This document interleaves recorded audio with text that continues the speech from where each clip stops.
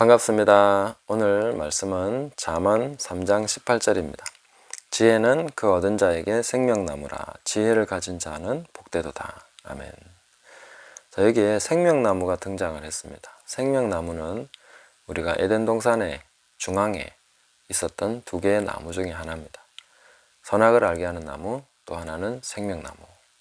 그런데 지혜를 얻고 보니 그 얻은 자에게 지혜가 바로 생명나무더라, 이렇게 얘기하고 있는 것입니다. 인간은 끊임없이 생명나무를 찾아왔습니다. 영생을 얻기 위해서도 그렇고 복된 삶을 살고 싶어서, 뭔가 바른 것을 추구하고 싶어서 그들은 생명나무를 끊임없이 찾아왔지만, 그러나 그것이 어찌된 셈인지 늘 선악을 알게 하는 나무, 그것을 추구한, 지식의 나무를 추구한 그런 결과를 낳은 것을 볼 수 있습니다. 왜냐하면 선악을 알게 하는 나무는 보암직하고 먹음직스럽고 지혜롭게 할 만큼 탐스러운, 그 먹기만 해도 지혜로워질 것 같다. 진짜 도대체 어떤 과일이길래 먹기만 해도 지혜로워질 것 같아 하는 그런 느낌을 줬을까. 선악과는 참 대단한 나무였던 것 같습니다. 그리고 진짜 그 모양 자체가 화려하고 있어 보이고 대단한 그런 거였던 것 같습니다. 그러면 생명나무는 어땠을까? 생명나무에 대한 묘사는 직접적으로 나오지는 않습니다. 그러나 성경을 전체적으로 한번 쭉 우리가 봤을 때 유추할 수 있는 모양은 생명나무는 아주 보잘것없을 것이다. 그러니까 하와가 그 자리에 가서도 분명히 두 개가 같이 있는데 생명나무 쪽은 거들떠보지도 않는 거죠. 눈길이 안 가는 겁니다. 왜냐하면 딱 봐도 없어 보이니까. 딱 봐도 이거 별거 없겠네, 이렇게 판단이 서는 나무였던 거죠. 먹어봤자 뭐가 있겠냐, 이래 싶은 나무였던 것이 아닌가. 그래서 이사야 53장이 생명나무에 대한 묘사였던 거죠. 그렇게 볼 수 있겠다 싶습니다. 마른 땅에서 나온 줄기 같다. 바싹 마른 땅에서 줄기가 나와봐야 얼마나 모양이 있겠습니까? 그리고 고운 모양도 없고 풍채도 없고 우리가 볼 때에 흠모할 만한 아름다운 것이 없도다. 어느 구석이 하나가 흠모할 만한 것이 없었다 하는 거죠. 그러니까 생명나무를 외면했던 거죠. 잠언을 보면 지혜가 계속 소리 지르고 있고 그렇게 막 간절히 오라고 계속 얘기하고 있는 장면들이 나옵니다. 근데 사람들이 안 쳐다보는 거죠. 왜 그럴까?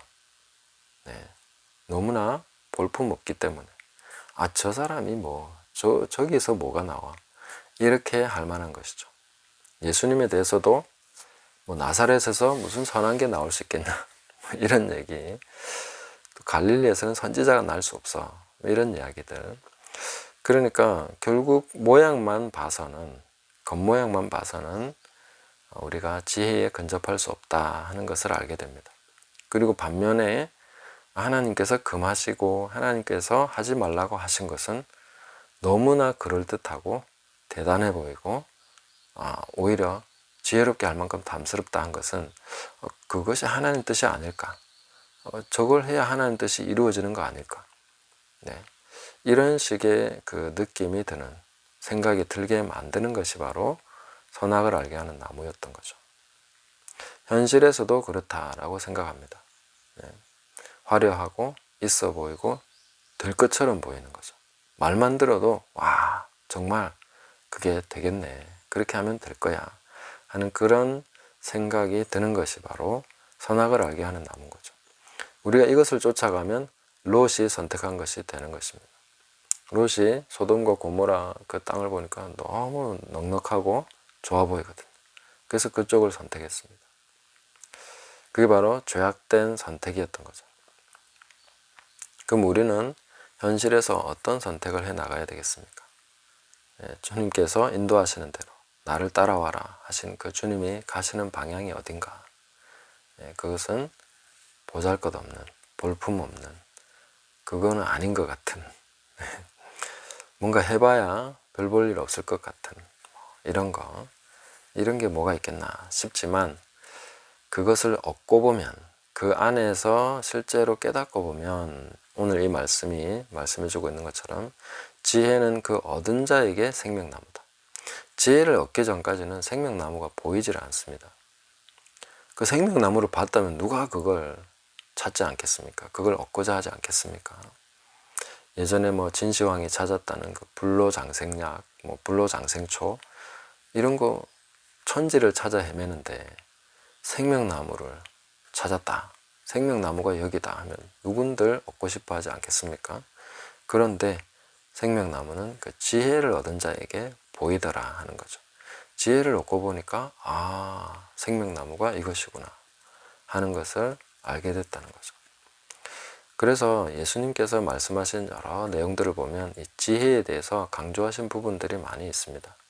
뭐 슬기로운 다섯 처녀 이야기도 그렇지만 또 집을 짓는 자, 집을 짓는 자에 대해서도 말씀하셨습니다. 내 말을 듣고 행하는 자는 반석 위에 집을 지은 지혜로운 자와 같다. 여기 지혜가 등장하게 되죠. 불의한 청지기 비유에서도 그 지혜를 칭찬하신 것을 볼 수 있습니다. 지혜를 얻고 보니 지혜로운 자는 생명나무를 보게 되는 거죠. 이런 것이 하나의 과정이다 하는 것입니다. 그래서 예수님을 믿는다 하는 것은 지혜로운 선택, 지혜로운 자는 당연히 마땅히 주님을 믿고 가는 것입니다. 그런데 지혜가 없는 자는 어리석은 선택을 하게 됩니다. 저는 우리 주변에 정말 지혜로운 자가 참 많지 않다 하는 것을 느낍니다.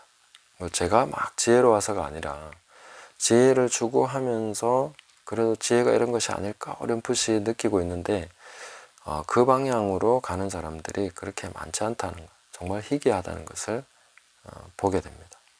야, 정말 그렇게 가지 않는구나.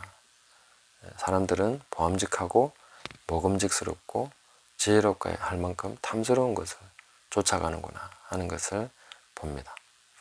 그래서 우리는 끊임없이 내가 지혜 없음을 깨닫기를 사모해야 됩니다. 내 눈에 들보를 보는 것이 바로 그런 과정입니다. 들보를 본다는 것은 내가 형편없구나. 내가 지혜가 없구나. 내가 틀렸구나. 내가 잘못됐구나. 내가 엉터리였구나. 이런 것을 계속 보게 되는 것이죠. 남을 비방했는데 그 짓을 내가 하고 있구나. 똑같은 것을 오히려 더 심하게 내가 했구나. 그런 것을 자꾸만 보게 되면서 그걸 뽑는 과정, 그게 바로 지혜로운 것이고 거룩한 길입니다. 그 길을 가는 자들은 생명나무를 나중에 보니까 이게 생명나무네 하고 보게 되는 것이죠. 예수님이 앞서가신 것을 봅니다. 이것이 바로 생명나무구나 하는 것을 깨닫게 되는 것이죠.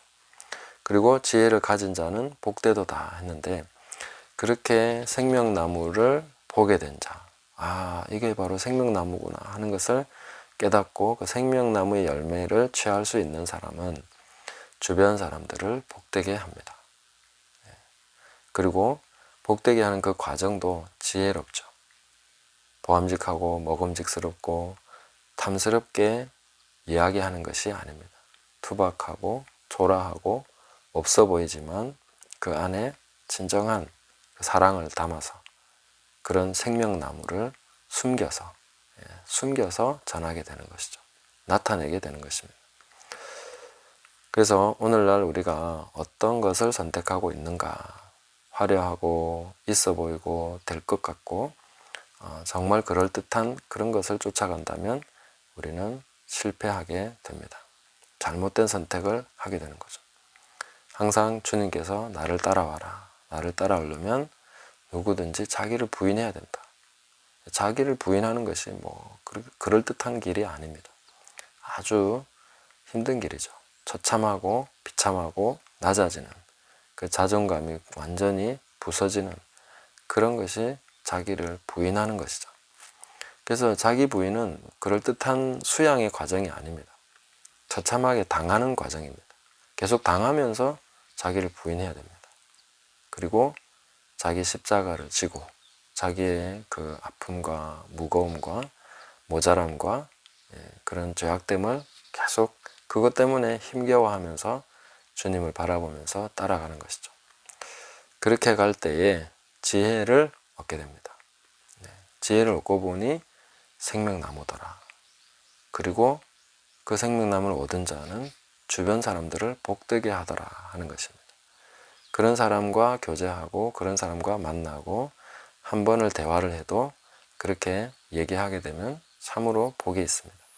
그래서 우리가 함께 지혜를 부족함을 깨닫고 지혜를 계속해서 구하면서 후히 주시고 꾸짖지 아니시는 하나님으로부터 받아서 이 생명나무를 깨닫고 또 복되게 하는 그런 삶을 살아가는 저와 여러분 되시기를 예수님의 이름으로 축복합니다. 감사합니다. 성령의 새 바람